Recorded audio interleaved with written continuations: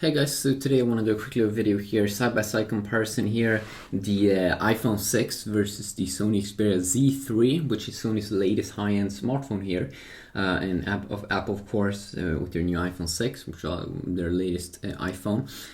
So to start off here, I have the copper edition of the Sony Xperia Z3 here, and the like gold color iPhone, which is I think both look pretty nice. There's a bad thing though with Sony Xperia Z3 already here from the start. It seems like it spins around a little bit too much on the table. Sometimes when I play music, it even moves around. I don't think, I mean, I have the Z2, and I think the Z2 had some things on the sides of the phone, so it didn't move around that much. And also it looks like it could be a little bit too much of a fingerprint magnet, but looks extremely cool though. But then the iPhone here with this like matte back and this antenna design, definitely do enjoy it as well. And this rounded off design on these sides, which is a very cool step up. And this one also is featuring a very similar thing there, with a way more rounded design compared to what you did get on the Xperia Z2. This one, of course, waterproof and water resistant as well. So let's just check out some other specs here on these two devices over here. So we do have a 4.7-inch display here, so a little bit smaller on the iPhone, versus 5.2-inch display here on the Xperia Z3. The Xperia Z3 also looks like it's a little bit thicker versus the slim iPhone.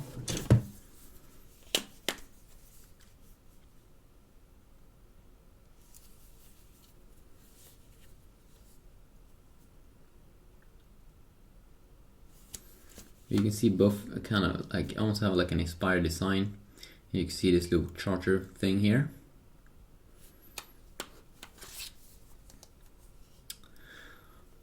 What else kind of specs do we have? Well, it's not just that, of course. We do have the latest version of Android here, and we do get Apple's latest iOS version here, which is iOS 8.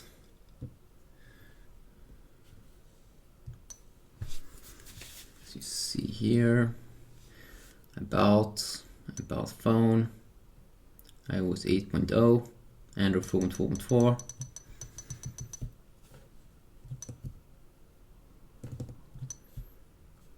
You can kind of see here multitasking, of course.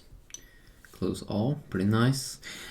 So some other specs here, of course, on these two devices is here we have a 720p resolution display, or I think you should call it 720p, 750p, 1080p display here on the Xperia Z3 here, which is of course higher resolution. Overall, the pixel density, even though it's bigger, I think the PPI pixels per inch is a little bit higher.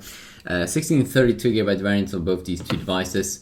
I think at least it should be 3GB of RAM here though inside of the Xperia Z3, which definitely feels a lot like sharper in speed and all that compared to the Xperia Z2. But I haven't tested it that much. I definitely will do that because it feels nice. And also the like feedback when you write stuff and everything looks nice. Of course, with the new iPhone, you can finally type, I feel, with two hands, and it kind of feels like Apple finally did this. You can type with two hands. I find it always kind of hard on a 4-inch display.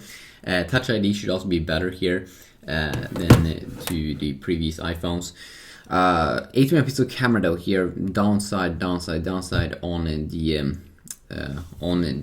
iPhone here. Only 8 megapixel, and Android and many other smartphones, they have at least like 30 megapixel camera.